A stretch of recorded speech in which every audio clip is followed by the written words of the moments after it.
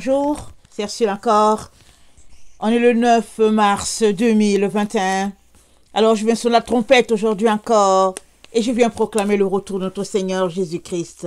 Amen, soyez bénis. Alors il se fait un peu tard quand même, déjà 20h30 passé, mais je bénis le Seigneur de ce que je peux venir apporter une exhortation. Amen. C'est pas toujours donné. Amen.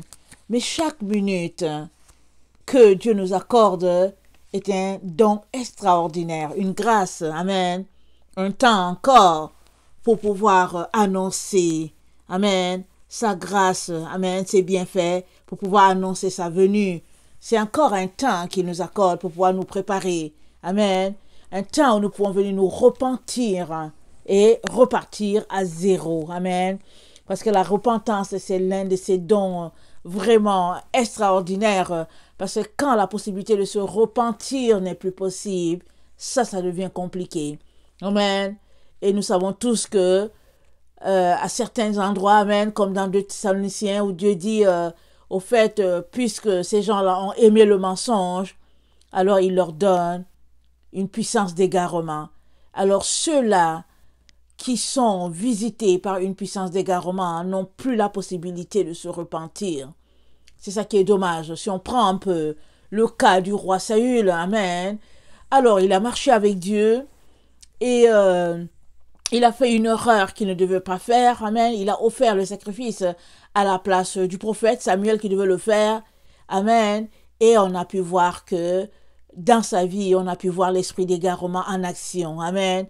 Chez lui, ça se traduisait sous forme de folie et il a fallu que quelqu'un qui avait l'esprit, amen, de Dieu, vienne calmer, amen, le roi Saül pour que l'esprit de folie ne prenne pas le dessus sur lui. Amen. Alors, pour lui, l'esprit d'égarement, c'était un peu la folie. Alors, est-ce qu'un esprit d'égarement, c'est toujours la folie? Ça, je ne sais pas. Amen. Je ne sais pas. Mais je sais que quand quelqu'un est égaré, alors vraiment, il n'y a plus possibilité pour lui de revenir sur le droit chemin. Amen. Alors, je prie que cela ne puisse pas s'appliquer à l'un d'entre nous. Amen. Je prie tout simplement que chacun puisse mettre Dieu à la place où il devrait être. Amen. C'est-à-dire vraiment élevé dans nos cœurs. Amen. Qu'on ait une crainte de Dieu telle que on ne puisse pas, amen, le rendre comme un commun des mortels. Amen. Dieu est Dieu et nous sommes des humains. Et quand il parle, il est important de trembler et puis de s'exécuter à ce qu'il dit.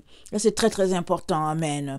Alors Dieu, c'est lui qui nous a créés. Alors il a le droit de décider à un moment donné de dire assez, c'est assez. Amen.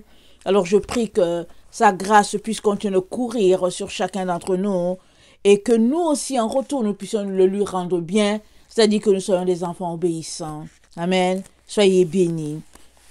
Alors aujourd'hui je vais apporter une toute petite exhortation parce que je sais que mes vidéos sont souvent peut-être longues dépendamment de comment on les prend. Amen. Mais Dieu est bon, Dieu est merveilleux. Alors ce n'est pas comme m'a dit le Seigneur. Ne t'accorde pas, ne t'accroche pas à la longueur de la vidéo. Amen. Fais juste ma volonté. Amen. Alors, si la vidéo est longue, elle est longue pour certaines personnes. Ceux-là à qui la vidéo appartient, ils vont venir la prendre. Amen. Alors, les autres qui trouvent que c'est trop long, ils ne la prendront pas. Ça veut dire que ce n'est pas pour eux. Mais ceux-là, amen, pour qui la vidéo est, ils la prendront, peu importe la longueur, que ce soit une vidéo de 3 heures, que ce soit une vidéo d'1h30, ils viendront toujours, amen, se délecter dans le Seigneur. Alors, béni soit le Seigneur pour cela. Et aujourd'hui donc, je viens parler de, ils portent la loi de Dieu dans leur cœur. Amen. Alors, nous sommes dans ce temps-là où nous allons voir, amen, 2 peuples avec 2 lois. Amen. Les enfants de Dieu avaient la loi de Dieu dans leur cœur et les enfants du monde avec la loi du roi, ou bien, si on peut dire, du gouvernement du nouvel ordre mondial. Amen. Il y aura 2 groupes sur la terre.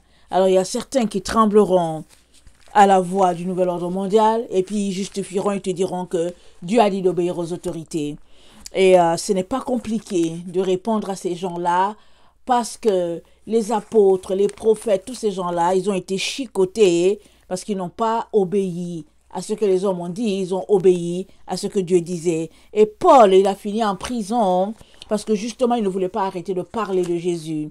Alors, les différents rois qu'il a rencontrés ont dit, si ça ne dépendait que d'eux, ils seraient libérés parce que ce n'est qu'une question d'avis sur leurs différentes religions ou bien leurs différents dieux. Amen. Mais les pharisiens sont venus, ils ont pris le bateau, ils sont arrivés à l'endroit où se trouvait Paul. Amen. Ils ont dit, il ne faut pas laisser ce gars-là, il faut le garder en prison. Et c'est comme ça que Paul a été gardé en prison parce que s'il arrêtait de parler de Jésus, on l'aurait libéré. N'oublions pas que Paul a été étudiant sous Gamaliel. Amen. Et puis Jésus l'a rencontré sur le chemin de Damas. Amen. Mais nous bénissons le Seigneur de ce que en prison, il écrivait. Amen. C'est comme ça qu'on a pu bénéficier de toutes ces lettres-là, les lettres extraordinaires. Amen. Et béni soit le Seigneur pour ce frère-là. Amen. Pour tout ce qu'il a apporté dans le corps de Christ. Amen. Alors, donc, les enfants de Dieu, donc, dans le temps où nous sommes, ils portent la loi de Dieu dans leur cœur. Et Hébreux 8, le verset... attendez, je ne sais pas pourquoi j'ai écrit... En tout cas, le verset... Je pense le verset 13 à 16. Amen. Je ne sais pas pourquoi je l'ai écrit inversé. Alors, on va regarder cela. Romains 8... attendez, qu'est-ce que je raconte? Hébreux 8. Hébreux 8, excusez-moi. Hébreux 8. Le verset. Donc, voilà, ça commence bien. Ça commence bien. Écoutez, je ne sais pas pourquoi je l'ai écrit comme ça. On dirait que je n'ai pas le bon... Attendez, je ne sais pas. Je ne sais pas, pourtant, je ne vais pas fouiller là. On dirait que je suis perdue un peu. On voit la fatigue, n'est-ce pas? Il faut que je regarde mon texte rapidement. Pourtant, j'ai travaillé là-dessus.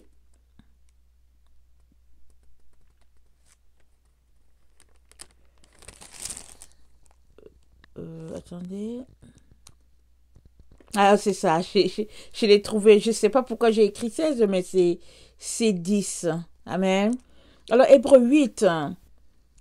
Et je vais commencer à lire au verset 7. Donc, c'est ça. Je ne sais pas d'où vient mon... Ok. Hébreux 8, le verset 7. En effet, si la première alliance avait été sans défaut, il n'aurait pas été question de la remplacer par la seconde. Car c'est avec l'expression d'un blâme que le Seigneur a dit à Israël, « Voici les jours viennent, dit le Seigneur, où je ferai avec la maison d'Israël et la maison de Juda une alliance nouvelle. Non comme l'alliance que j'ai traitée avec leur père, le jour où je les ai saisis par la main, pour les faire sortir du pays d'Égypte, car ils n'ont pas persévéré dans mon alliance. Et moi aussi, je ne me suis pas soucié d'eux, dit le Seigneur. Mais voici l'alliance que je ferai avec la maison d'Israël.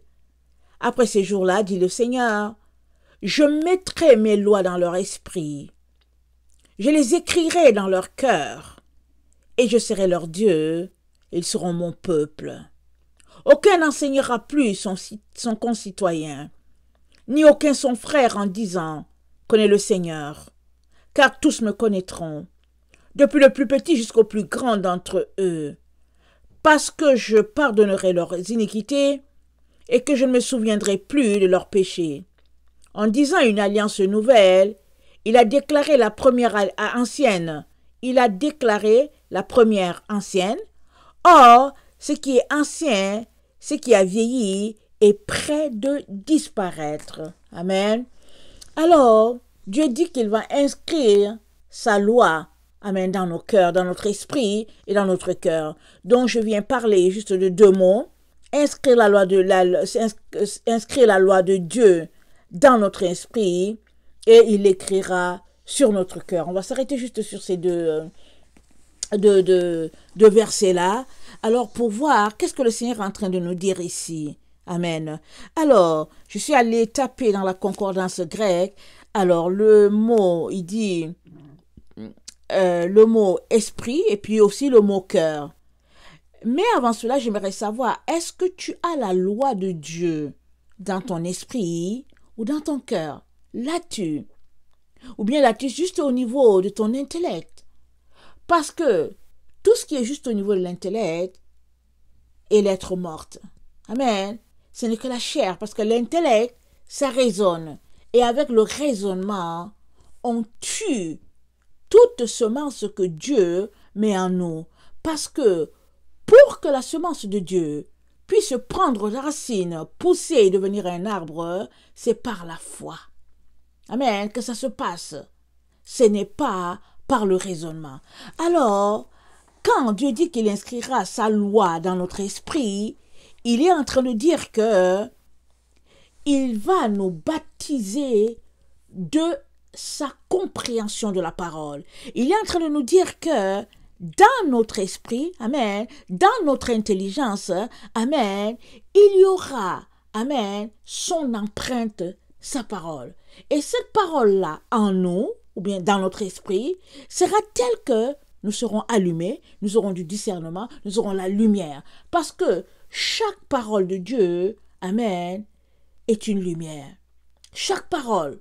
S'il t'envoie une parole, amen, c'est une lumière qu'il t'envoie. C'est un bout de lumière que tu reçois. Tu es éclairé. Alors, soit tu décides de marcher dans la parole qui est sortie de sa bouche, amen, soit tu refuses. Mais une fois que tu acceptes de marcher dans cette parole-là, alors c'est la lumière qui trace ton chemin. Cette lumière, cette parole-là qui est la lumière, elle te conduit jusqu'à ce qu'elle puisse s'accomplir. Amen.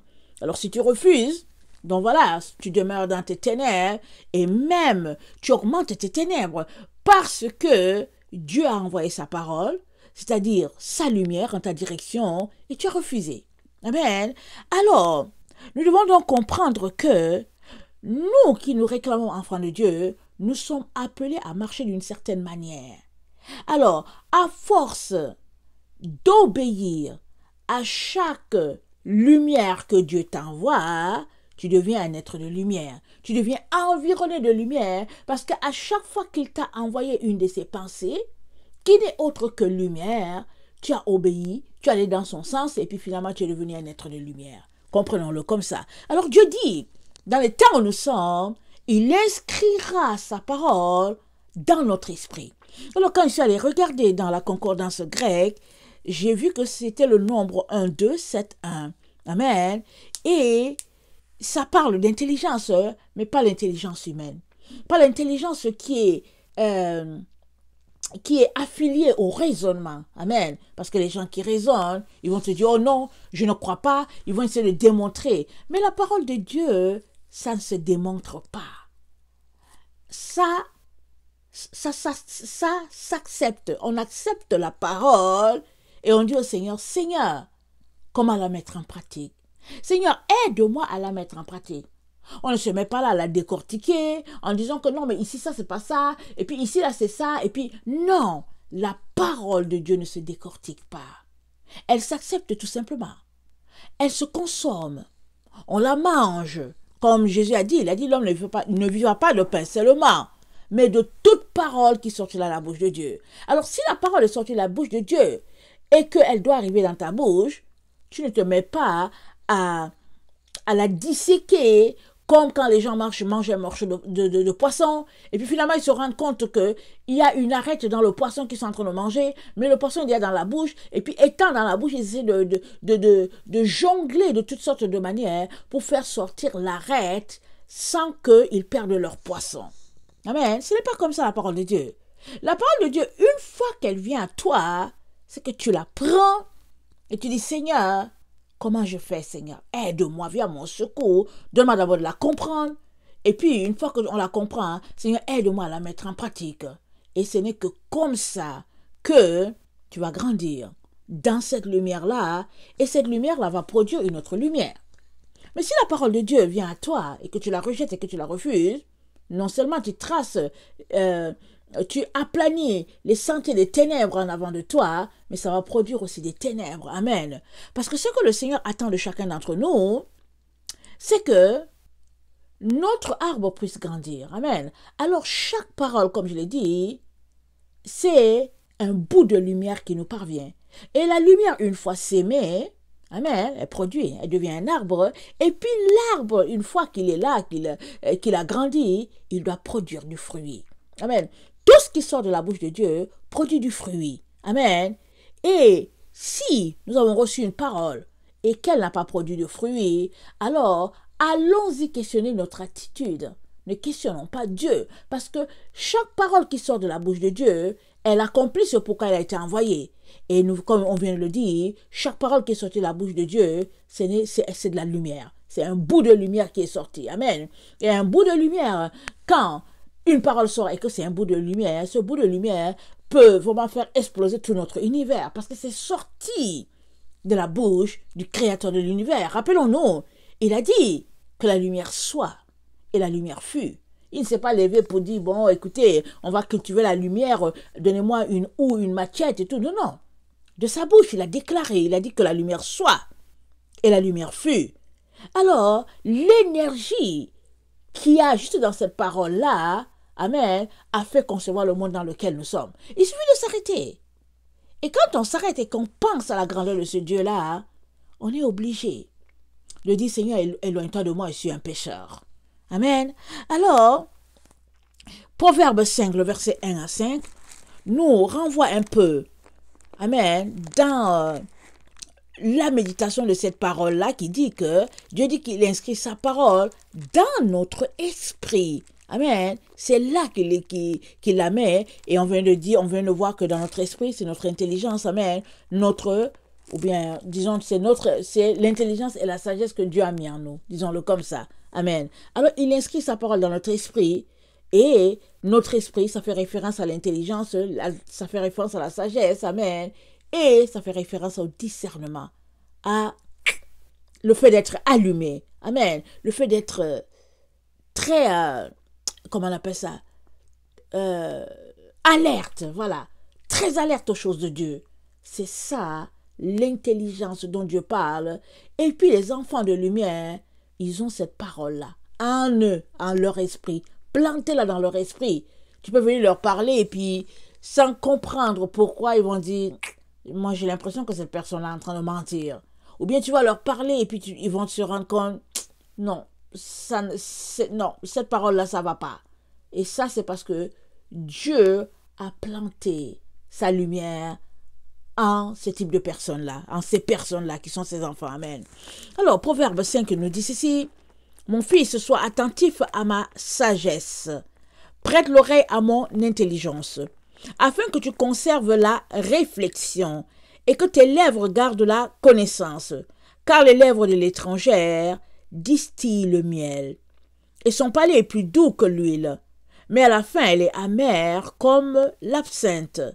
Aigu comme un glaive à deux tranchants, ses pieds descendent dans la mort, vers la mort, ses pas atteignent le séjour des morts. » Alors quand il parle de l'étrangère, amen, évidemment il parle des fausses doctrines, amen, il parle de, si tu peux mieux comprendre, Jézabel, amen, les sectes, et en tout cas toutes ces doctrines-là qui ne sont pas rattachées à Dieu, qui sont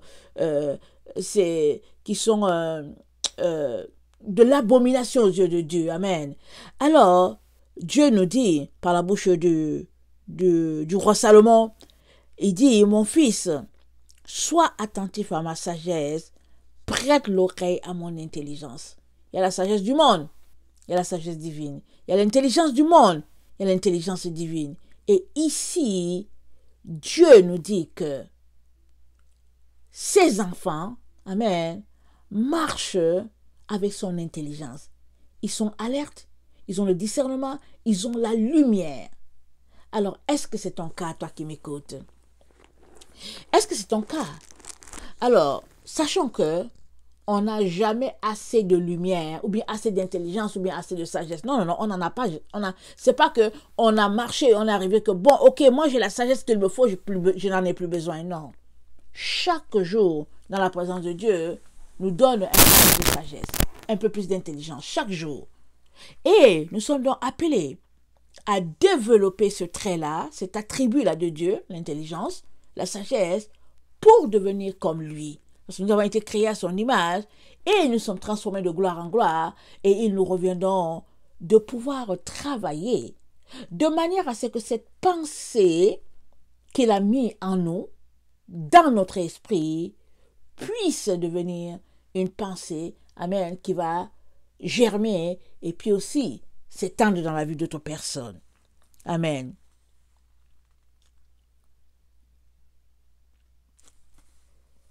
Dans Siracide 36, excusez-moi, dans Siracide 36, le verset 23-25, attendez, on va lire. Siracide 36, le verset 23-25, c'est dit ceci. Les entrailles absorbent toutes sortes d'aliments, mais il y a des aliments meilleurs que d'autres. Ça, c'est vrai. Comme le palais reconnaît au goût les plats de gibier, ainsi un cœur intelligent les paroles mensongères. Un cœur tortueux provoque des contrariétés, un homme d'expérience le lui revaudra.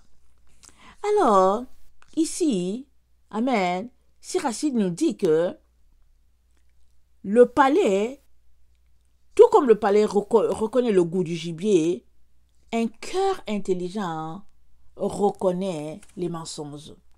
Amen. Qu'est-ce qu'il est en train de dire ici?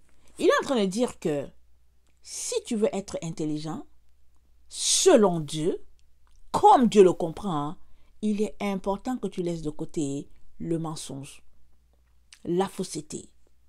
Parce que le mensonge, ce sont les ténèbres. Et souvent, on peut se dire, oh non, mais c'est juste un petit mensonge. Il n'y a pas de petit mensonge. Une fois que tu embarques dans la voie du mensonge, tu viens de dire à Dieu, par ton geste, tu viens de lui dire, je débarque de ma relation avec toi. Je veux me mettre sous l'autorité de Satan. C'est ça que tu es en train de dire à Dieu. Parce que Satan, c'est le père du mensonge. Et la Bible dit que quand il ment de son propre fond. Amen. Il profère les mensonges de son propre fond. Ça vient de lui, là. Il ment. Amen. Alors, un cœur intelligent ne peut jamais accepter qu'il y ait une petite graine de mensonge logée en lui. Ce n'est pas possible. Alors, s'il y a un combat qu'on devrait livrer dans nos vies à tous les jours, c'est de refuser les mensonges. Maintenant, on n'a pas toujours le contrôle sur le mensonge des autres. Tu ne sais pas si l'autre ment ou pas. C'est pour cela, c'est mieux de te garder, par exemple, d'un engin comme la télévision, parce que tout ce qu'ils font là-bas, c'est mentir. Ils mentent, c'est tout ce qu'ils font. Ils mentent, ils mentent. Et le jour qu'ils vont te dire une information qui est vraie, c'est qu'il y a eu un drame, un scandale quelque part. Là, ils vont te dire, ah oui, c'est là. Mais sinon, évite ça. Il faut éviter ce coin-là. Parce que sans le vouloir, tu vas loger des mensonges en toi. Et puis aussi la rumeur. La rumeur aussi dit des choses. Et puis tu marches, tu baignes dans le mensonge. Il est très très important de sortir de ces choses-là. Amen. Afin de demeurer dans la lumière de Dieu. Puisqu'il dit qu'il nous donne. Amen. Comment il l'a dit? Puisqu'il dit qu'il inscrit sa parole dans nos cœurs. Et sa parole dans nos cœurs veut dire qu'il nous a donné son intelligence. Logée là dans nos pensées. Amen. Et j'aimerais aussi regarder Siracide 21, le verset 11 à 26. Excusez. Siracide 21, le verset 11 à 26. Ça dit ceci. Celui qui observe la loi reste maître de sa pensée. Amen. Alors ici, Siracide nous renvoie dans l'observance de la loi de l'Éternel. Il nous renvoie les yeux rivés dans la parole de Dieu. Alors il dit, celui qui observe la loi reste maître de sa pensée. Et la crainte du Seigneur a pour terme la sagesse. Waouh! Si tu crains le Seigneur, tu finiras dans la sagesse, avec la sagesse, rempli de sagesse. Amen. C'est la base. C'est la moindre des choses. Craindre le Seigneur. On ne doit pas craindre les hommes. Un homme, il est créé comme toi par Dieu. Il est créé par toi. La Bible dit, crains celui-là qui, une fois que tu es mort, a le pouvoir de jeter dans la géhenne. Mais ne crains pas celui qui peut te tuer là, mais qui n'a pas la force de te jeter dans la géhenne. Ne crains pas celui-là. Alors, le verset 12. Il n'arrivera pas à être éduqué, celui qui manque d'habileté. Mais il y a une habileté qui engendre beaucoup d'amertume. La science du sage grossit comme un déluge, et son conseil est comme une source d'eau vive. Le cœur du sot est comme un vase brisé. Il ne peut rien retenir de ce qu'il apprend. Si un homme instruit entend une parole sage, il l'approuve et renchérit. Le débauché l'a-t-il entendu? Elle lui déplaît et il la rejette derrière son dos. Amen. Un sot se précipite pour mettre les pieds dans la maison, mais l'homme d'expérience se présente avec modestie. Dès l'entrée, l'insensé lorgne dans la maison, mais un homme bien élevé se tient au dehors. Écoutez, aux portes est le fait d'un homme sans éducation, et l'homme sensé s'estimerait chargé de honte. Et les lèvres des bavards répètent ce que d'autres ont dit. Les paroles des gens sensés sont pesées à la balance.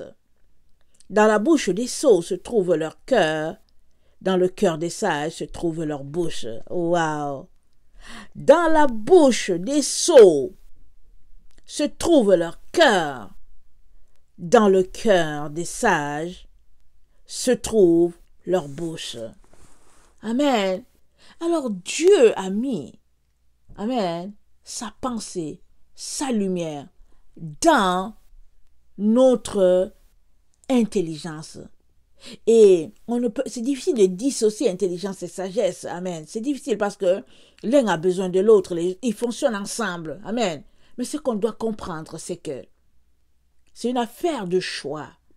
Si on a choisi de marcher avec Jésus, on ne peut pas aussi choisir de marcher avec Satan. On est appelé à demeurer sur la voie, amen, droite, celle-là de Dieu.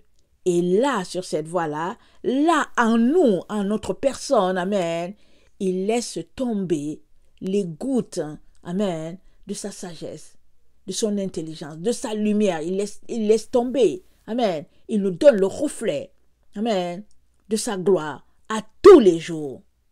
Et je viens vraiment nous encourager à nous dépouiller, amen, de toutes ces choses-là souvent qu'on considère alors que elles sont tout simplement des portes ouvertes pour venir nous voler notre intelligence, nous voler ce que Dieu nous a donné. Amen. Alors Dieu dit, j'inscrirai ma loi dans attends, comment c'est dit? Il dit, j'inscrirai ma loi dans leur esprit et elle sera écrite dans leur cœur.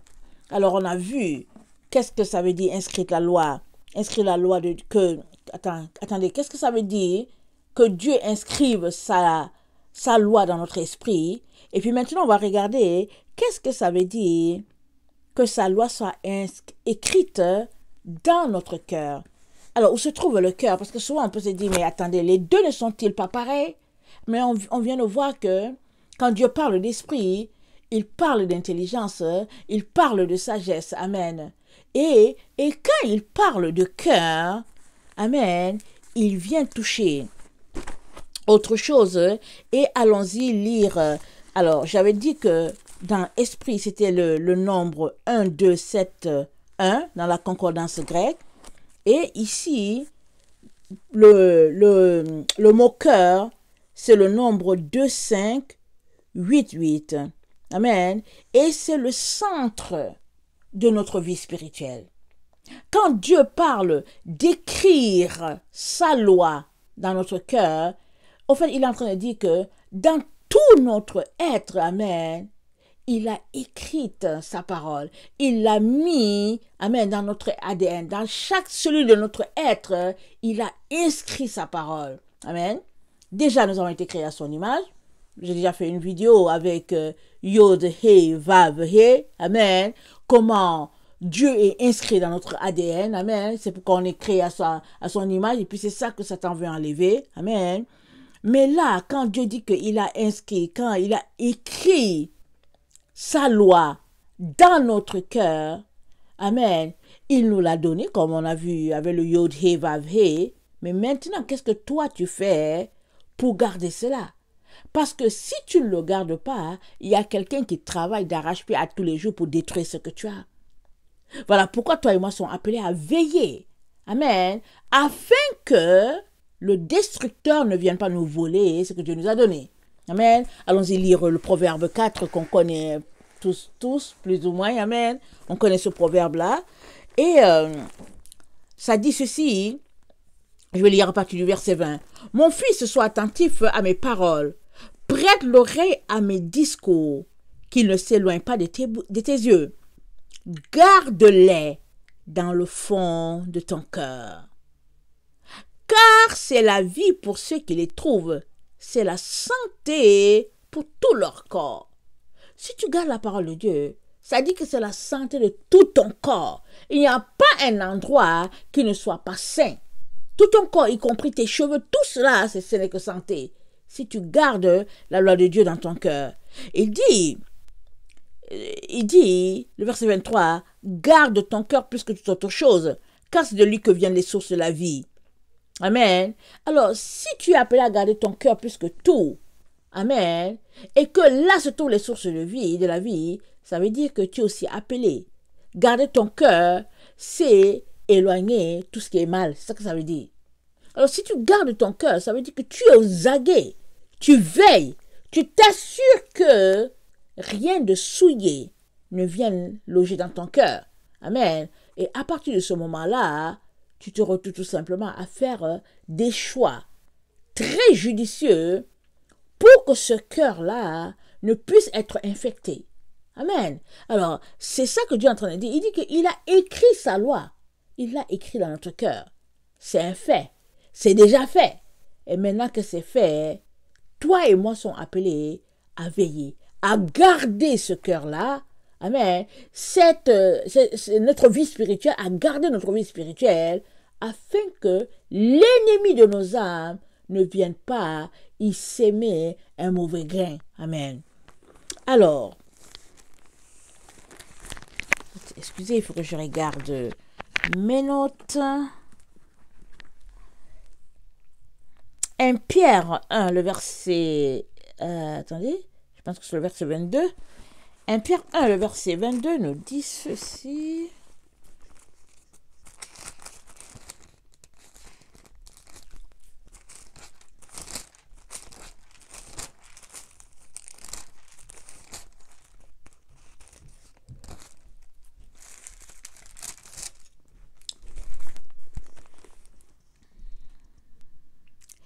Ayant purifié vos âmes en obéissant à la vérité, pour avoir un amour fraternel sincère, aimez-vous ardemment les uns les autres de tout votre cœur. Amen. Aimez-vous. Donc, nous sommes appelés à garder notre cœur. Amen. Comme on vient de le dire, c'est-à-dire, on est appelé à être aux aguets. Mais pendant qu'on est aux aguets, gardant notre cœur, nous sommes appelés à marcher dans l'amour. Amen. Peu importe ce qu'on est appelé à vivre, peu importe ce que nous subissons, nous devons demeurer dans l'amour, garder le flot de l'amour. Parce que dans le flot de l'amour, amen, c'est des vagues de lumière que tu reçois. Puisque tes ennemis t'envoient les ténèbres, mais toi, tu demeures dans l'amour.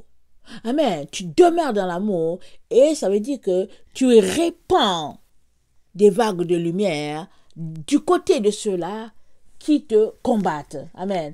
Pendant que tu fais ça, que tu répands des vagues de lumière, tu es protégé. Les flèches ne peuvent pas t'atteindre parce que tu es dans l'amour. Amen. Celui qui est dans l'amour, amen, a triomphé du monde. Parce qu'il ne se laisse pas affecter, il ne se laisse pas perturber par tout ce qui se passe autour. Et ça, ce n'est pas juste une recommandation pour quelques-uns de la part de notre Seigneur, mais c'est une recommandation pour tout un chacun. Amen. Alors, écrire la loi de Dieu, c'est-à-dire que la loi de notre Seigneur soit écrite dans notre cœur, ça veut dire que 1 Corinthiens 13 est très actif dans notre vie à tous les jours. Amen. Donc je vais le lire et on va se séparer en s'encourageant à être des enfants qui marchent dans l'amour, qui demeurent dans l'amour, afin que le flot de Dieu ne puisse s'arrêter de couler. Amen. Alors, quand je parlerai les langues des hommes et des anges, si je n'ai pas la charité, je suis un airain qui résonne et une cymbale qui retentit. Et quand j'aurai le don de prophétie, la science de tous les mystères et toute la connaissance, quand j'aurai même toute la loi jusqu'à transporter les montagnes, si je n'ai pas la charité, je ne suis rien. Et quand je distribuerai tous mes biens pour la nourriture des pauvres, quand je livrerai même mon corps pour être brûlé, si je n'ai pas la charité, cela ne me sert de rien. La charité, elle est patiente, elle est pleine de bonté, la charité n'est point envieuse. La charité ne se vante point, elle ne s'enfle point d'orgueil. Elle ne fait rien de malhonnête, elle ne cherche pas son intérêt. Elle ne s'irrite point, elle ne soupçonne point le mal. Elle ne se réjouit point de l'injustice, mais elle se réjouit de la vérité. Elle excuse tout, elle croit tout, elle espère tout, elle supporte tout. La charité ne périt jamais. Les prophéties prendront fin. Les langues cesseront, la connaissance disparaîtra. Car nous connaissons en partie, et nous prophétisons en partie. Mais quand ce qui est parfait sera venu, ce qui est partiel disparaîtra. Lorsque j'étais enfant, je parlais comme un enfant. Je pensais comme un enfant, je raisonnais comme un enfant. Lorsque je suis devenu homme, j'ai fait disparaître de ce qui était de l'enfant. Aujourd'hui, nous voyons au moyen d'un miroir, d'une manière obscure, mais alors nous verrons face à face. Aujourd'hui, je connais en partie, mais alors, je connaîtrai comme j'ai été connu. Maintenant donc, ces trois choses demeurent. La foi, l'espérance, la charité. Mais la plus grande de ces choses, c'est la charité. Et la charité, c'est l'amour. Amen. Alors le Seigneur nous dit, il nous donne une information. Il nous dit que dans notre esprit, il a... attendez, il faut que je répète ça comme c'est dit. Amen. Je vais prendre mon cahier pour le lire exactement. J'aime toujours lire exactement ce que la Bible dit. Alors, il dit, dans notre esprit, il a inscrit sa loi et dans notre cœur, il l'a écrite. Amen. Voilà les deux endroits que le Seigneur a mentionnés. Et nous savons que sans amour, comme on vient de le lire, tout cela ne serait que une perte. C'est-à-dire, si on n'a pas l'amour, tout ce que Jésus-Christ nous a donné là, qu'il a inscrit sa parole dans notre esprit et qu'il a écrit sa parole dans notre cœur, si on n'a pas l'amour, ce serait juste peine perdue. Ce sera du gâchis. Amen. Ce serait tout simplement que l'huile serait en train de se répandre sur le sol, sans que quelqu'un puisse en bénéficier. Parce que si la loi de l'amour ne prend pas effet dans notre relation, amen, avec le Seigneur, avec les uns et les autres, alors ça ne servira à rien. Amen. Alors, il nous est donc conseillé, les enfants de Dieu, de toujours demeurer dans l'amour, quand bien même on est persécuté, quand bien même on est bafoué, quand bien même on est méprisé, peu importe ce qu'on est appelé à vivre, on doit toujours demeurer dans l'amour. Ça, c'est très, très important. Et demeurer dans l'amour, c'est être humble, c'est servir l'autre. Quand bien même tu te fais insulter, bafouer, mépriser, tu dois toujours continuer de servir. Parce que Jésus-Christ était comme ça. Amen. C'est de lui que nous avons été amen, tiré, amen, nous avons appris de lui. Alors il est donc important que nous puissions continuer de répandre, amen, ce que notre Seigneur nous a appris. Et c'est en cela que les gens vont voir que nous sommes fils de Dieu. Amen. Alors que le Seigneur bénisse sa parole et qu'il nous donne de pouvoir persévérer, amen, et de ne pas se laisser distraire. Amen. Il a dit, celui qui persévérera, celui-là qui ira jusqu'au bout, qui vaincra, c'est lui qui aura sa couronne. C'est lui qui va se retrouver dans la gloire de Dieu. C'est lui qui sera un pilier que Dieu établira. Amen. Il est donc très très important, mes chers frères et chères sœurs, qu'on ne puisse se laisser distraire. Alors soyez bénis, je vous aime beaucoup, et Dieu davantage. Maranatha, Jésus revient. Amen et Amen.